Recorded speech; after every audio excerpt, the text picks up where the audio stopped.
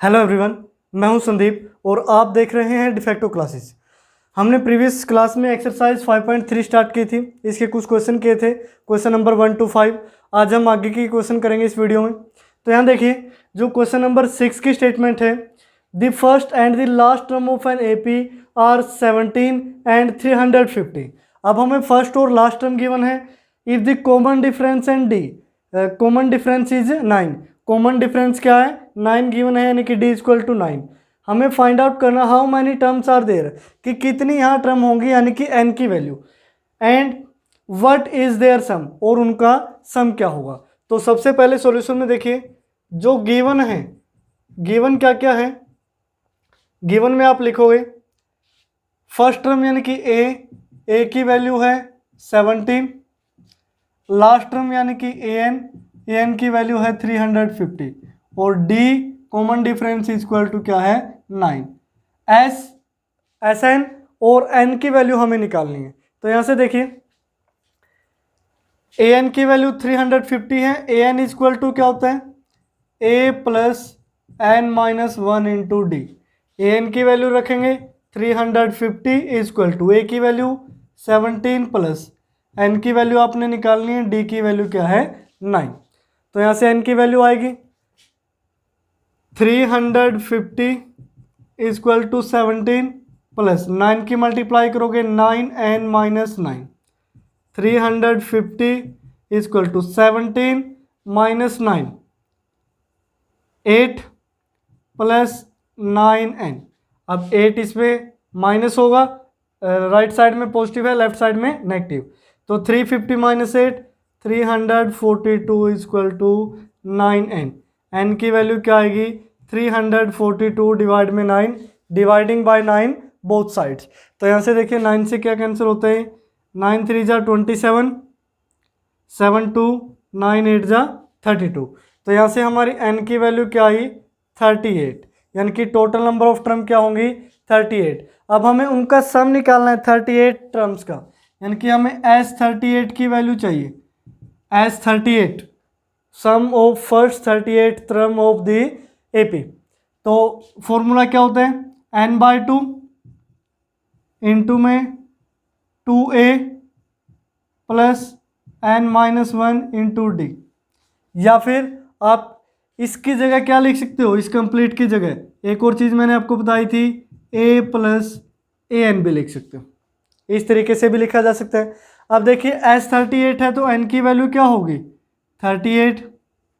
a की value given है कितनी? 17 प्लस an की वैल्यू कितनी है? 350। तो इनकी जगह हम वैल्यू पुट कर देंगे। तो ऐसे देखिए कैंसिल हुआ तो ये 19 आ गया। S38 इक्वल टू 19 इंटू में 350 प्लस 17, 367 होगा। तो S38 की वैल्यू क्या आई? 19 इंटू में 367। अब कैलकुलेट करके इसकी वैल्यू निकाल लीजिए, वही क्या होगा? Sum of first 38 term of the given AP. तो इस तरीके से आप n की वैल्यू और सम ऑफ फर्स्ट 38 टर्म की वैल्यू निकाल सकते हैं। उसके बाद देखिए, जो 7th क्वेश्चन है, find the sum of 22 terms. अब हमें क्या निकालना है? सम निकालना है 22 टर्म्स, यानी कि S22 की वैल्यू निकालनी है ऑफ एन एपी के in which d equal to 7 and 22nd term is 149। D की वैल्यू हमें गिवन है। सबसे पहले जो गिवन चीज़ें हैं, डी इक्वल टू 7 और A22 की वैल्यू है 149। अब हमें S22 की वैल्यू निकालनी है। जो निकालना है वो क्या है? S22, इसकी वैल्यू आपसे पूछी गई है। तो यहाँ से देखिए A22 को क्या लिखा जा सकता है? A plus 21D equal to 149। D की value 7, a plus 21 into 7 equal to 149, यानी कि जो गिवन है उसी का हम यूज़ करेंगे। तो यहाँ से a प्लस 7 ये हो गया 14 इक्वल टू 149। 147 को माइनस करोगे तो a की वैल्यू क्या आई? 149 माइनस क्या हो जाएगा? 147, वैल्यू क्या आएगी? 2। a की वैल्यू हमारी क्या आई? 2। अब हमें S22 की वैल्यू चाहिए। a की वैल्यू है, d की वैल्यू है, n22 है ही, तो S22 की वैल्यू क्या होगी? n/2, यानी कि 22/2। 2 इंटू में a, ए की वैल्यू क्या आई 2 प्लस n-1 यानी कि 22 - 1 इंटू में डी की वैल्यू हमें गिवन है 7, तो 22/2 कितना हो गया कैंसिल होके 11, 2 × 2 4 प्लस ये 22 - 21 इंटू 7 अभी किया था कितना है 147। तो यहाँ से देखिए 11 × 4 प्लस 147 151, 11 से मल्टीप्लाई करोगे 11 1 जा 11, 11 5 जा 55 और 1 56, 5 और ये 16। तो S22 की वैल्यू क्या आएगी 1661। इस तरीके से आप क्वेश्चन नंबर 7 को सोल्व करोगे। उसके बाद जो क्वेश्चन नंबर 8 और क्वेश्चन नंबर 9 है, क्वेश्चन नंबर 8 क्वेश्चन नंबर 9 दोनों एक जैसे हैं, बिल्कुल इजी से हैं। जैसे हमने 6th और 7th को सोल्व किया इसी तरह आप क्वेश्चन नंबर 8 और 9 को सोल्व करोगे। सबसे पहले स्टेटमेंट पढ़ोगे, इसमें देखोगे कि आपने क्या गिवन है और आपको निकालना क्या है, यानी कि गिवन रिजल्ट का हम यूज करके जो वैल्यू हमसे पूछी गई है वहां तक हम कैसे पहुंचेंगे। उसके बाद देखिए प्यारे बच्चों question number 10, so that A1 A2 so on AN forms an AP। हमें शो करना है कि जो A1 से लेके AN तक है ये सारी टर्म AP को फॉर्म करेगी। Where AN is defined below, जहाँ AN की वैल्यू ये हमें गिवन है, ये मैंने फर्स्ट पार्ट लिख लिया है, सेकंड पार्ट आप खुद से करोगे। एंड आल्सो फाइंड S15, और फर्स्ट 15 टर्म का आप सम भी निकालेंगे। तो यहाँ देखिए AN की वैल्यू हमें गिवन है और हमें इस सभी को एक AP की फॉर्म में शो करना है कि ये सारे किसके अंदर होंगे AP के अंदर होंगे। तो यहाँ से देखिए AN है, अगर मैं A1 की वैल्यू निकालूं, A1 यानी कि फर्स्ट टर्म A ही क्या होता है A1, दिस मीन्स N की जगह हमने क्या रखा 1, तो राइट साइड में भी N की जगह क्या रखोगे 3 + 4 × 1। तो A1 की वैल्यू क्या आई 3 + 4 7, A1 की वैल्यू 7। इसी तरह A2 की वैल्यू निकालोगे, A2 में यानी कि N की जगह 2, तो 3 + 4 × 2 8, तो A2 की वैल्यू कितनी आई 11, ये A2 की वैल्यू आ गई। इसी तरह A3 निकालो, A3 N की जगह 3, तो 3 + 4 × 3, 3 + 12 यानी कि 15, तो A3 की वैल्यू क्या आई 15 आई। ठीक है, इस तरीके से। अब देखिए इसको हम AP की फॉर्म में लिख लेते हैं, AP है भी या नहीं। फर्स्ट टर्म 7, फिर 11, फिर 15, सो ऑन। अगर आगे आप निकालना चाहे A4 A5 निकाल सकते हैं। अब यहाँ से देखिए जो कॉमन डिफरेंस है वो क्या होगा A2 - A1, 11 - 7 कितना आ गया 4, या फिर D की वैल्यू क्या निकाल सकते हैं 15 - 11, 15 - 11 अब भी क्या आ गया 4। दोनों केस में D की वैल्यू सेम है, दिस मीन्स ये जो टर्म्स है वो किसकी टर्म होगी एक AP की टर्म होगी। यही आपने शो करना था कि A1 A2 so on AN ये क्या बनाएगी AP बनाएगी।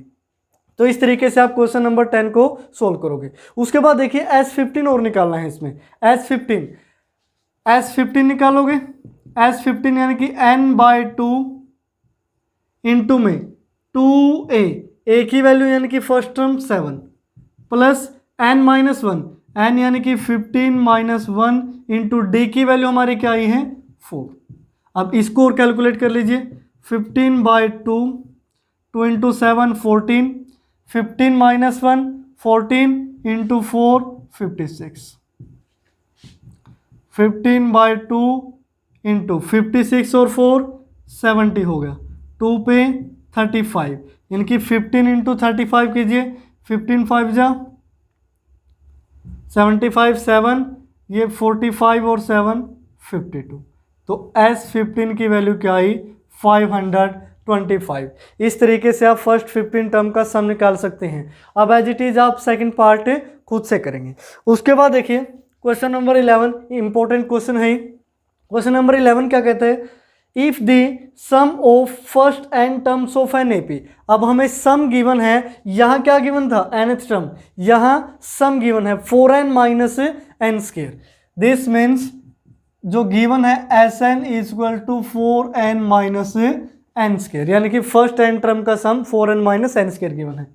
What is first term, second term, third term, 10th term and the nth term, इन सभी टर्मों की वैल्यू आपने निकालनी है।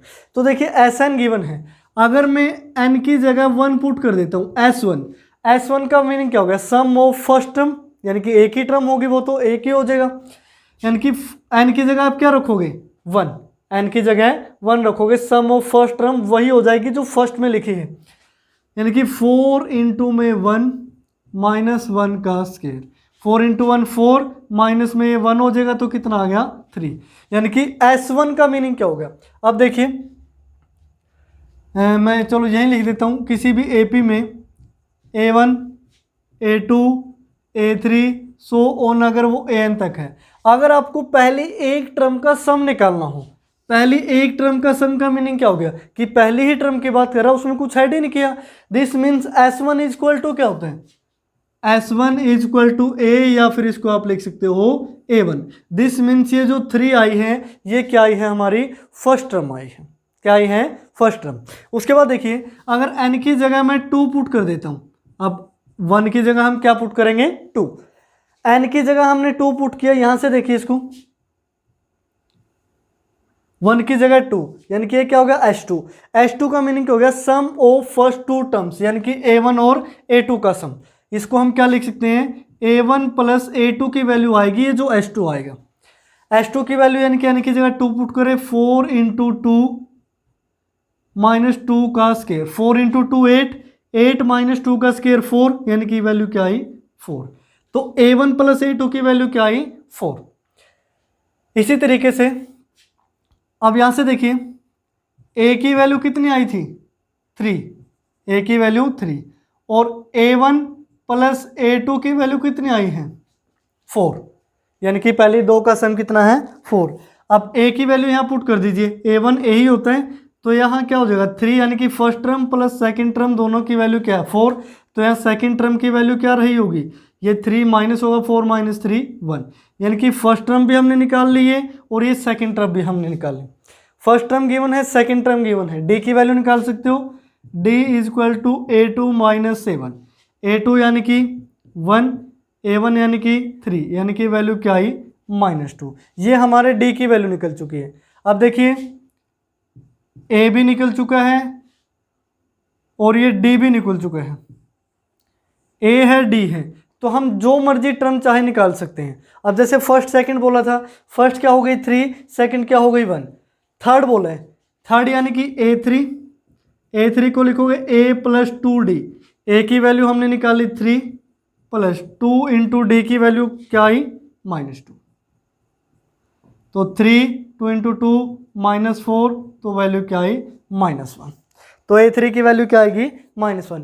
इसी तरह आप 10th टर्म निकालोगे, उसके बाद एंड दी nth टर्म कैसे निकालेंगे, an nth टर्म यानी कि A की value 3 plus n minus 1 into में क्या होता है D की वैल्यू -2, तो 3 -2 into n -2n -2 into -1 plus 2, 3 और 2 5 माइनस 2n, ये हमारी किसकी वैल्यू आई nth टर्म की। इस तरीके से आप इस क्वेश्चन को सोल्व करोगे। अब देखिए अगर आप यहाँ S3 भी निकाल लेते, S3 का मीनिंग क्या होता कि सम ऑफ फर्स्ट 3 टर्म, यानी कि A1 plus A2 plus A3। अब अगर A3 की वैल्यू निकालनी होती तो हम ये भी कर सकते थे, S3 में से S2 माइनस कर देते, यानी कि S2 की वैल्यू क्या थी A1 प्लस A2 की वैल्यू 4, और तो वहाँ से भी हमारी वैल्यू क्या निकल जाती A3 की वैल्यू निकल जाती। इस तरीके से आप इस क्वेश्चन को सोल्व कर सकते हैं। ये जो मैंने करवाया है इस तरीके से भी, अगर S3 निकाल के करना चाहें तो आप S3 निकाल के भी कर सकते हैं, क्योंकि Sn की वैल्यू हमें गिवन है, n की वैल्यू पुट करते जाओ उतनी ही टर्मों का सम आपको मिलता जाएगा। तो इस तरीके से आप क्वेश्चन नंबर 11 को सोल्व करो। उसके बाद देखिए प्यारे बच्चों, क्वेश्चन नंबर 12 है, find the sum of first 40 positive integers divisible by 6, यानी कि हमें फर्स्ट पॉजिटिव इंटीजर का सम निकालना है जो 6 से डिविजिबल हो। तो यहां से देखिए integers which are divisible by 6। अब 6 से डिविजिबल पॉजिटिव इंटीजर कौन से होते हैं, फर्स्ट 6, सेकंड 12, फिर 18, फिर 24 सो ऑन। अब ये किस फॉर्म में हो गए? AP की फॉर्म में, यानी कि इसको मैं AP लिख सकता हूँ। AP की वैल्यू आई 6, 12, 18, 24 सो ऑन। अब ऐसे हमें 40 टर्म्स का सम निकालना है। अब देखिए, जो फर्स्ट इंटीजर होगा पॉजिटिव, जो 6 से डिविजिबल होगा वो 6 होगा, फिर 12, फिर 18, फिर 24 सो ऑन। तो इस तरीके से हम इनकी वैल्यू निकालेंगे। यहाँ से देखिए, A की वैल्यू क्या है? 6, D की value 12 minus 6, A2 minus A1 equal to कितना हो गया? 6। N की वैल्यू हमें निकालनी है। अब N देखो, N हमें 40 गिवन है, सॉरी N की वैल्यू निकालनी नहीं, N कितना गिवन है? 40। यहाँ N इक्वल टू क्या है? 40। हमें वैल्यू निकालनी है S40 की, यानी कि सम ऑफ फर्स्ट 40 टर्म्स। तो S40 इक्वल टू क्या होगा? N/2 यानी कि 40/2, 2 इंटू में A 6 प्लस N-1 40 - 1 इंटू में D। अब यहाँ से देखिए 40/2 20, 2 इंटू 6 12, 40 - 1 कितना हो गया? 40 - 1 39, 39 की 6 के साथ मल्टीप्लाई करोगे तो कितना हो गया? 234। अब यहाँ से देखिए 20 इंटू में 234 और यहाँ 12 ऐड करोगे तो 246 होगा। S40 की वैल्यू क्या आएगी? 0, यहाँ 4920। तो इस तरीके से आप 20 की 246 के साथ मल्टीप्लाई करोगे तो S40 की वैल्यू क्या है? 4920। इस तरीके से हम सम निकाल सकते हैं फर्स्ट जो 40 है पॉजिटिव इंटीजर्स का। अब ये ज़रूरी नहीं है कि 40 पूछा जाए, आपसे पहले 10, 20 जितने मर्जी पूछे जा सकते हैं। तरीका सिर्फ यही होगा कि सबसे पहले वो इंटीजर आप लिख लें। इंटीजर भी हो सकते हैं, मल्टीपल भी हो सकते हैं। जैसे एक और क्वेश्चन देखते हैं, जैसे क्वेश्चन नंबर 13 है, find the sum of 15 multiple of 8। अब 15 यानी कि फर्स्ट 15 मल्टीपल, तो यहाँ से देखिए मैं लिख देता हूँ मल्टीपल ऑफ 8, मल्टीपल्स ऑफ 8 क्या होंगे? फर्स्ट क्या होगा? 8 ही होगा, फिर 16, फिर 24, फिर 32 सो ऑन। कितने का सम निकालना है? फर्स्ट 15 का। तो ये अब किस फॉर्म में चेंज हो गए? AP में। AP क्या बनेगी? 8, 16, 24, 32 सो ऑन। ठीक है, हमने इसको किस फॉर्म में लिख लिया? AP के फॉर्म में। जहाँ A की वैल्यू क्या है? 8, D की वैल्यू 16 - 8 कितना आया? 8। N की वैल्यू हमें क्या गिवन है? 15, यानी कि फर्स्ट 15 टर्म्स का आप सम निकालोगे। तो S15 इक्वल टू 15/2, N का N/2, 2 into A plus N-1 into में D की वैल्यू 8। सारी वैल्यू पुट कर देते हैं। मैं हर एक क्वेश्चन डायरेक्ट कर रहा हूँ, आप विद फॉर्मूले के साथ करें। पहले फॉर्मूला लिखें, 15/2, 2 इंटू 8 16, 15 - 1 14, 14 8 जा 112। ठीक है, अब यहाँ से देखिए 15/2 112 और 16 128, 2 पे कैंसिल करोगे तो हो गया 6 4। अब 15 की मल्टीप्लाई करोगे, 15 4 जा 66, 15 6 जा 90 और 6 96, यानी कि S15 की वैल्यू हमारी क्या आई? 960। इस तरीके से आप क्वेश्चन नंबर 12 और क्वेश्चन नंबर 13 को सोल्व करोगे। क्वेश्चन नंबर 12 और 13 को सोल्व करने के बाद जो क्वेश्चन नंबर 14 है वो बिल्कुल एज इट इज़ है, उसको भी आप खुद से सोल्व करोगे।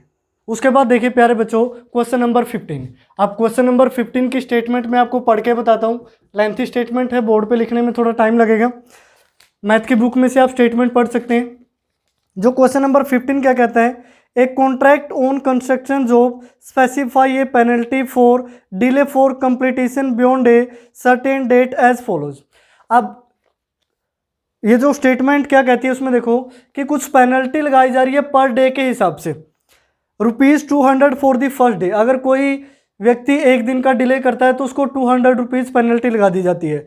250 for second day, 300 for third day, so on. अब देखिए जो पेनल्टी हमें गिवन है,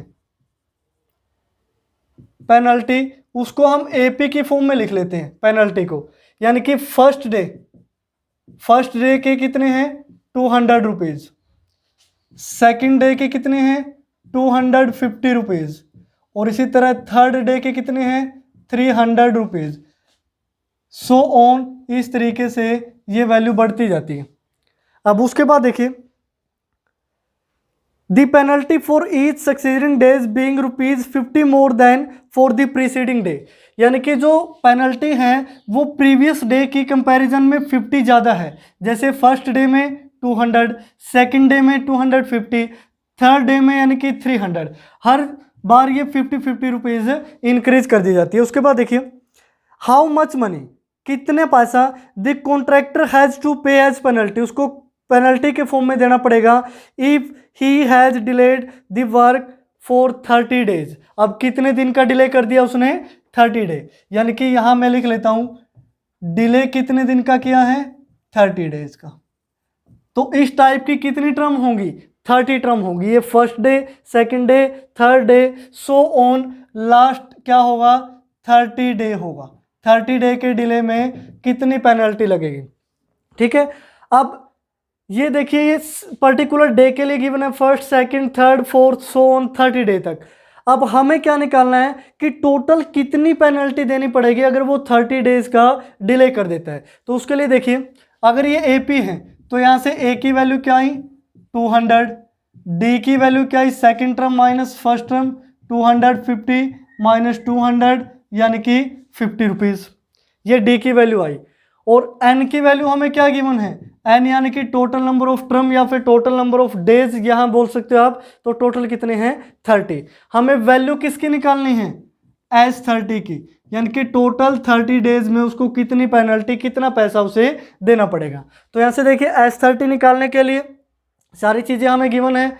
एज 30 की वैल्यू क्या होती है एज 30 n/2 यानी कि 30/2 इंटू में 2a प्लस n-1 यानी कि 30-1 इंटू में d, इस तरीके से आप निकालेंगे।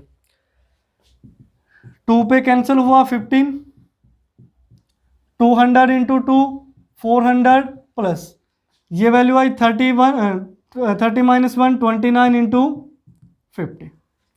अब यहाँ से देखिए 15 400 प्लस, अब यहाँ से देखिए वैल्यू कितनी आएगी 1450 रुपीज़।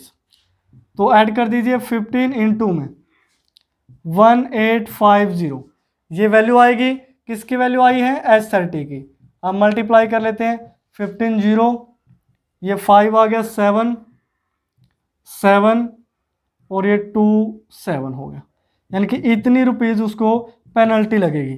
तो हम यहाँ अलग से लिख सकते हैं टोटल पेनल्टी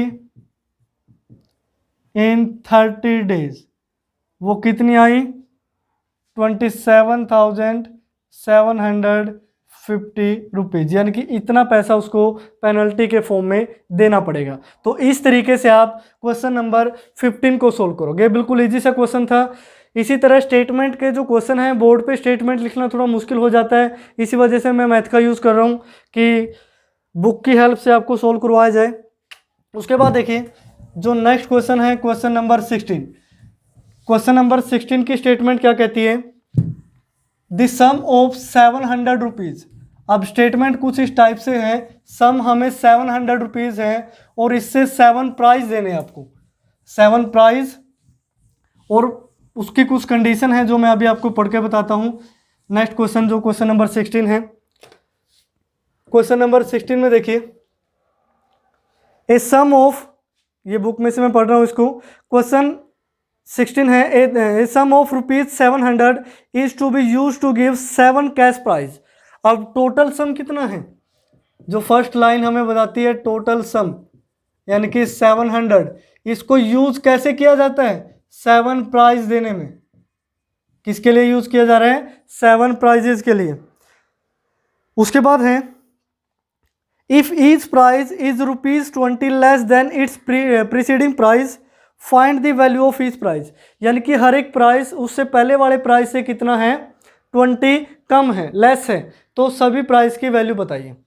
तो हम एज्यूम कर लेते हैं, लेट द प्राइजेस, प्राइस क्या होंगे, मान लिया फर्स्ट क्या है x, फिर 20 कम यानी कि x माइनस 20, फिर 20 कम, x माइनस 20 में से 20 और माइनस करोगे x माइनस 40, उसके बाद x माइनस 60, x माइनस 80, अब देखिए कितने हो गए 1 2 3 4 5, उसके बाद x माइनस 100 और x माइनस 120। अब ये टोटल 7 हो चुके हैं, first second third fourth fifth six seventh.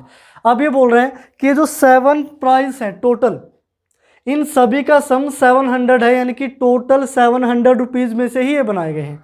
तो यहाँ से देखिए सभी का सम कर देते हैं अकॉर्डिंग टू कंडीशन, यहाँ आप लिखोगे अकॉर्डिंग टू कंडीशन। कोई भी क्वेश्चन हो आपने स्टेप वाइज करना, मैं यहाँ आपको डायरेक्ट बता रहा हूँ इन चीज़ों के बारे में। तो यहाँ देखिए सभी का सम करेंगे तो x plus x minus 20 plus x minus 40 plus x minus 60 plus x minus 80 plus x minus 100 plus x minus 120 equal to है 700। अब देखिए x कितने टाइम्स आया, 7 टाइम, तो ये क्या हो गया 7x। अब देखिए 20 40 60 60 120 80 200 300 420, यानी कि माइनस में 420 इक्वल टू कितना आया 700। तो 7x की वैल्यू क्या आएगी, प्लस हो जाएगा 700 प्लस 420 कितना आया 1120। तो x की वैल्यू क्या आई 1120 डिवाइड में 7, यानी कि 7 से आप इसको डिवाइड करोगे, 7 से डिवाइड करेंगे, 7 1 जा 7 4 2 7 6, यानी कि x की वैल्यू क्या आई 160, x की वैल्यू क्या आई 160। देन फर्स्ट प्राइस क्या होगा, देन फर्स्ट प्राइस क्या था x यानी कि 160। सेकंड प्राइस क्या होगा, इससे 20 कम 140। थर्ड प्राइस क्या होगा 20 कम 120। फोर्थ प्राइस क्या होगा 100। फिफ्थ प्राइस 20 कम फिर 80 रुपीज़। सिक्स्थ प्राइस 80 में से 20 कम करोगे 60, और सेवन्थ प्राइस कितना होगा 40। ये रुपीज़ में है, जो भी आपको यूनिट गिवन हो वही आप साथ के साथ लिखते जाएंगे। अब अगर आपको लगता है कि ये जो आंसर है वो सही भी है या फिर नहीं, तो उसके लिए आप इन सभी का सम कर लीजिए कि जो टोटल प्राइस है वो उनका सम 700 है भी नहीं, तो इनका जब हम सम करेंगे तो वैल्यू हमारी क्या आएगी 700 ही आएगी। इस तरीके से आप क्वेश्चन नंबर 16 को सोल्व करोगे। उसके बाद जो क्वेश्चन नंबर 17 है, 17 में एज इसी तरह स्टेटमेंट गिवन है एक लंबी सी, उसको आप अच्छी तरीके से पढ़ोगे क्या क्या कंडीशन है, इसी तरीके से आप क्वेश्चन नंबर 17 को भी कंप्लीट करोगे। उसके बाद देखिए प्यारे बच्चों क्वेश्चन नंबर 18, क्वेश्चन नंबर 18 क्या कहते हैं, a spiral is made of successive semi circles with centre alternatively at a b starting with centre at a of radii 0.5 centimetre, फिर 1.0 सेंटीमीटर, फिर 1.5 सेंटीमीटर, फिर 2 centimetre, so on as shown in the figure 5.4। अब देखिए एक figure हमें दिया गया है कि सेंटर पॉइंट ए है, सेंटर पॉइंट क्या है ए, और ए से हमें 0.5 सेंटीमीटर का एक सेमी सर्कल लेना है, यानी कि ये क्या है रेडियस 0.5 सेंटीमीटर। उसके बाद इसी तरह सक्सेसिव आगे बढ़ते जाएंगे हम, यहाँ पे इस सेंटर क्या हो जाएगा बी और एक अदर सेमी सर्कल होगा। अब ये रेडियस क्या होगी 1 सेंटीमीटर, रेडियस क्या होगी 1 सेंटीमीटर है, यानी कि 0.5 थी टोटल, अब ये सेंटर है यानी कि जितनी साइड रहेगी ये क्या होगी 1 सेंटीमीटर। सो ऑन ये आगे बढ़ता जाएगा यहां तक, यहां पे देखिए अब सेंटर क्या हो गया सी। अब देखिए डायग्राम में इसी तरह ये आगे बढ़ता जा रहा है बी से, फिर सो ऑन इस तरीके से, यानी कि आगे यहां इस तरीके से ये आगे बढ़ता जाएगा, यानी कि रेडियस भी क्या होती जा रही है इंक्रीज। तो मैं यहां रेडियाई लिख देता हूं, जो रेडियाई हमें गिवन है स्टार्टिंग में कितनी है 0.5 सेंटीमीटर, फिर क्या है 1 सेंटीमीटर, फिर 1.5 सेंटीमीटर, फिर 2 सेंटीमीटर, सो ऑन ये चलती जाएगी। उसके बाद देखिए निकालना क्या है, what is the total length of such A spiral made up of 13 conjugative semi circle. तो टोटल सेमी सर्कल कितने हैं, टोटल सेमी सर्कल है 13, टोटल सेमी सर्कल 13, तो इनकी लेंथ क्या होगी। अब अगर इस फर्स्ट सेमी सर्कल की बात की जाए तो इसकी ये लेंथ क्या है, यहां से लेके और इस पॉइंट तक, ये लेंथ क्या है, circumference of the semi circle, circumference of the semi circle. तो हम यहां से निकालेंगे circumference of first semi circle. Semi circle की सरकमफ्रेंस क्या होती है, कंप्लीट की 2 पाई आर, और हाफ है तो डिवाइड में 2, यानी कि क्या हो जाएगा पाई आर। अब पाई की भी कंडीशन है, 22/7 यूज करना अपने, तो यूज करेंगे 22/7। अब फर्स्ट की रेडियस क्या है 0.5, तो यानी कि 5/10 हम लिख सकते हैं इसको। 2 पे 5, 2 पे 11, 5 से 5 कैंसिल, वैल्यू क्या है 11/7 सेंटीमीटर, यानी कि जो फर्स्ट की लेंथ है सरकमफ्रेंस है वो क्या है 11/7। इसी तरह circumference of second semi circle, second semi circle की सरकमफ्रेंस क्या होगी पाई आर, यानी कि 22/7 इनटू में रेडियस की वैल्यू क्या हो जाएगी, सेकंड केस में रेडियस क्या है 1 सेंटीमीटर, इनटू में 1, तो कितना है 22/7 सेंटीमीटर। इस तरीके से अब थर्ड की ओर निकाल लेते हैं, circumference of third semi circle. अब थर्ड सेमी सर्कल की सरकमफ्रेंस क्या होगी पाई आर, यानी कि 22/7, रेडियस थर्ड की रेडियस कितनी है 1.5, यानी कि 15/10 आप लिख सकते हो। 5 3 जा 15, 5 2 जा 10, 2 पे 11, 11 3 जा 33/7 सेंटीमीटर। इस तरीके से हम हर एक सर्कल की सरकमफ्रेंस निकालेंगे। तो यहां मैं लिख रहा हूं सरकमफ्रेंसेस। फर्स्ट सर्कल की कितनी आई है 11/7, सेकंड की 22/7, थर्ड की 33/7 सेंटीमीटर में है, सो ऑन।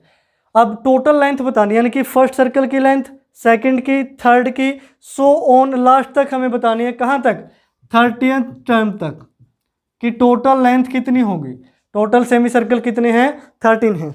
तो यहां से वैल्यू हमें निकालनी है S13 की, कि पहले वाली सरकमफ्रेंस ऐड कर दो तो फर्स्ट की लेंथ ऐड होगी, फिर सेकंड की ऐड करो, थर्ड की, सो ऑन, ऐसे 13 सर्कल है। अब यहां से देखिए अगर ये AP की फॉर्म में आप लिख लेते हैं, A की वैल्यू क्या हुई 11/7, अब हमने ये क्या ली AP, इसको आप AP भी लिख सकते हो, सरकमफ्रेंस की जगह AP लिखोगे। A की वैल्यू 11/7, D की वैल्यू क्या आएगी 22/7 माइनस 11/7, 7 LCM 22 माइनस 11, 11/7, D की वैल्यू क्या है 11/7, यहाँ से भी 11/7, यानी कि ये AP है। N की वैल्यू क्या है 13, यानी कि टोटल सेमी सर्कल 13 गिवन है। तो हमें S13 की वैल्यू निकालनी है, N/2 यानी कि 13/2, 2 इंटू में A 11/7 प्लस N-1 यानी कि 13-1 इंटू D की वैल्यू क्या है 11/7। तो यहाँ से देखिए 13/2 इंटू 22/7 हो गया ये, यहाँ प्लस ये कितना हो गया 12 इंटू 11 डिवाइड में 7। अब 12 और 11 की मल्टीप्लाई करोगे तो कितना आ गया 132, कितना आएगा 132, 7 LCM तो 13/2 इंटू में 7 LCM, यहाँ से 22 और 132 कितना हो गया 154, 7 पे कैंसिल करोगे 7 2 जा 14, 1 4 7 2 जा 14, 2 पे 11, 11 इंटू 13, 11 इंटू 13 करोगे 11 3 जा 33, 3 11 1 जा ये हो गया 143 सेंटीमीटर, यानी कि जो टोटल लेंथ होगी वो कितनी होगी 143 सेंटीमीटर होगी। इस तरीके से आप टोटल लेंथ निकाल सकते हैं जितने भी सेमी सर्कल की आपसे पूछी जाए। आप 13 की पूछी थी तो हमने 13 निकाल दी, 15 आता है तो आप 15 की निकाल लीजिए। इनकी जो भी स्टेटमेंट होती है पहले आप उसे अच्छी तरीके से पढ़े उसके बाद सोल्व करें। मैं एक बार और रिपीट करवा रहा हूँ, हमें कुछ सेमी सर्कल गिवन थे कि सेंटर ए था, ये सेमी सर्कल बन गया, उसके बाद सेंटर बी हो गया, ये सेमी सर्कल हो गया, उसके बाद यहाँ सेंटर सी हो गया, ये आगे वाला सेमी सर्कल हो गया, यहाँ से जो भी है, ठीक है, ये जो सेमी सर्कल है। अब a b c so on ये सेमी सर्कल बनते जा रहे हैं, फर्स्ट, ये सेकंड, ये थर्ड, और ये क्या हो गया फोर्थ, सो ऑन, आगे सेंटर चेंज होता जा रहा है और सेमी सर्कल बनते जा रहे हैं। अब यहां से देखिए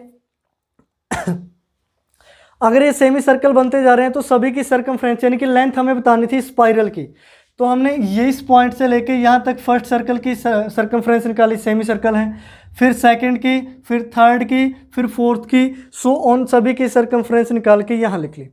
उसके बाद सर्कमफ्रेंस ये एपी में चली गई, एपी में चली गई तो हमें ए की वैल्यू, डी की वैल्यू और एन की वैल्यू ऑलरेडी गिवन थी, हमने निकाल ली इसमें से। यहाँ से देखिए S13 की वैल्यू पूछी गई थी, सम निकालना है सभी का। S13 में हमने फॉर्मूले में वैल्यू पुट की और आंसर आया हमारा 143 सेंटीमीटर। तो इस तरीके से आप इस क्वेश्चन को सोल्व करोगे। उसके बाद जो क्वेश्चन नंबर 19 है वो लॉग से रिलेटेड है, बिल्कुल ईजी सा क्वेश्चन है, उसे आप सोल्व कर सकते हैं। तो जो क्वेश्चन नंबर 19 है वो आप खुद से सोल्व करेंगे। उसके बाद देखिए प्यारे बच्चों क्वेश्चन नंबर 20 क्या कहते हैं, in a potato race a bucket is placed at the starting point which is 5 metre from the first potato. अब एक पोटैटो रेस है, एक बकेट यानी कि कोई बर्तन है जो यहाँ रख दिया गया है। अब जो फर्स्ट पोटैटो है वो 5 मीटर की डिस्टेंस पे है। अब यहाँ से देखिए मैं एक लाइन लगा देता हूँ, यहाँ पे हमारा फर्स्ट पोटैटो है, ये जो डिस्टेंस है वो कितनी है 5 मीटर है। उसके बाद देखिए and the other potatoes are placed 3 metre apart from in a straight line. अब जो दूसरा पोटैटो है ये क्या है 3 मीटर की डिस्टेंस पे है फर्स्ट पोटैटो से। उसके बाद सो ऑन जो नेक्स्ट पोटैटो है वो भी क्या होगा 3 मीटर की डिस्टेंस पे होगा, जो नेक्स्ट पोटैटो है वो भी क्या होगा 3 मीटर की डिस्टेंस पे होगा, सो ऑन। इस तरीके से ये आगे बहुत सारे पोटैटो रखे हैं। आगे स्टेटमेंट पढ़ते हैं, देयर आर 10 पोटैटोज, यानी कि टोटल पोटैटोज कितने हैं, टोटल पोटैटोज हैं 10। उसके बाद देखिए एक competitor start from the bucket, pick up the nearest potato, run back with it, drops in the bucket, run back to pick up the next potato, run to the bucket and drop it in it, and C continued in the same way until all the potatoes are in the bucket. What is the total distance the competitor has to run? अब competitor ने total distance cover कितनी की है। अब मैं एक condition बताता हूँ कि इसने क्या बोला है। अब कंडीशन क्या है कि जो भी कंपटीशन में हिस्सा ले रही है लड़की वो यहाँ से स्टार्ट हुई चलना और फर्स्ट पोटैटो तक पहुँची, यानी कि यहाँ से स्टार्ट हुई, फर्स्ट पोटैटो उसने उठाया और इस बकेट के अंदर डाल दिया, तो उसने टोटल डिस्टेंस कितनी ट्रेवल की, डिस्टेंस ट्रेवल्ड, मैं यहां लिख रहा हूं distance travelled for first potato. First potato के लिए कितने डिस्टेंस ट्रेवल करेगी। अब यहां से स्टार्ट हो रही है वो 5 मीटर तो जाएगी और 5 मीटर आएगी, यानी कि 5 + 5 कितने मीटर गई 10 मीटर, यानी कि 5 मीटर वो गई, फिर यहाँ से वापस इसके अंदर रख के गई 5 और 5 यानी कि 10 मीटर डिस्टेंस उसने ट्रैवल की और एक पोटैटो इस बकेट के अंदर रख दिया। उसके बाद वापस गई सेकंड के पास, सेकंड के पास जाने के लिए उसको कितनी मीटर डिस्टेंस ट्रैवल करनी पड़ेगी, 5 तो ये थी और 3 ये, यानी कि टोटल 8।